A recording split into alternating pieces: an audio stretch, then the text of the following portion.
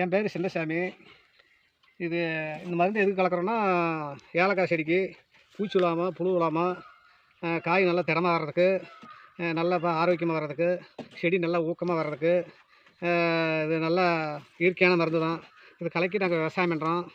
அந்த இது விவசாயம் பண்ணாலும் ஒரு செடிக்கெல்லாம் பூச்சி வந்துடுது.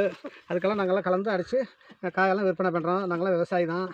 இது மிளகு பண்ணின்னுக்கிறோம், காப்பிக்காய் பண்ணின்னுக்கிறோம், ஏலக்காய் பண்ணின்னுக்கிறோம், குடஞ்சி மரம் பண்ணின்னுக்கிறோம், வாழை நாற்று பண்ணின்னுக்கிறோம். இதுதான் மிளகு செடி. இந்த மிளகு செடியை காய் பழுத்தோன்னே அறுவடை பண்ணி நாங்கள் காய போட்டு விற்பனை செய்கிறோம். அடுத்தபடி இந்த செடி காப்பி. இதுதான் காப்பி செடி. இந்த காப்பி செடியை தயார் பண்ணுறோம். நாங்கள் களைலாம் போட்டு மருந்தெல்லாம் அடிக்காமல் இருக்கிற எருவை போட்டு தயார் பண்ணுறோம் காப்பி செடி. இது ஏலக்காய் செடி. இந்த ஏலக்காய் செடிக்கு மருந்து அடிக்கிறோம். இல்லைன்னு சொன்னால் தண்டு போலலாம் விழுந்துடும். இது மருந்தடிச்சு தான் அந்த ஏலக்காய் செடியை பாதுகாப்பாக பண்ண முடியும். இது மாதிரி நாங்கள் விவசாயம் தான் பண்ணிட்டுருக்கிறோம். அதாவது இது பலாநாற்று, பலாக்கன்றுகள். இதுதான் பலாமரம். இந்த பலாமரத்தில் நாங்கள்லாம் இது மாதிரி வளர்த்து காயெல்லாம் எடுத்து நாங்கள்லாம் விற்பனை பண்ணிட்டுருக்கிறோம். இதுதான் ஏலக்காய். சொறி பிடிக்காமல் மருந்து அடிக்கிறோம்.